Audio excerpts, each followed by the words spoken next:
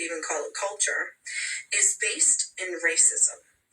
It was a narrative created by colonizers, like my Portuguese ancestors, in order to justify what they were doing to other people on the continent of Africa and even here in North America.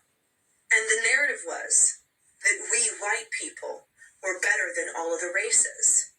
And they did so through Christianity. They took the Bible and different scripture verses, twisted it around in order to fit the narrative of colonialism and white supremacy, and also the patriarchy. And the patriarchy is white man in power.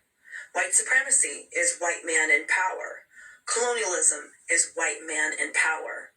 And Christianity, for the most part nowadays, is white man in power.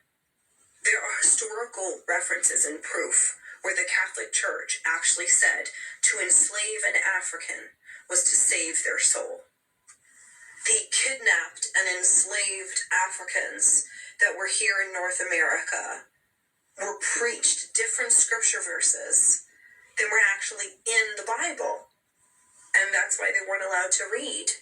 Because if they could read, then they could see that these scripture verses were incorrect and they couldn't be controlled anymore by this white God. And white people, we didn't identify as white until colonialism. We identified as Portuguese, or Latvian, or German, or Italian, or French. But then colonialism came around, and then all of a sudden we became white, and we were superior, because we were the chosen race by God, and the scripture verses proved it, and we had to go into other people's lands and preach the gospel, when really it was all a ruse. It was all an excuse to go in and rape and pillage the land and the people and the cultures. So when I say that white culture is based in racism, it's based in racism. Christianity was the Trojan horse of white supremacy and colonialism. And Western Christianity, as we know today, is still based within superiority.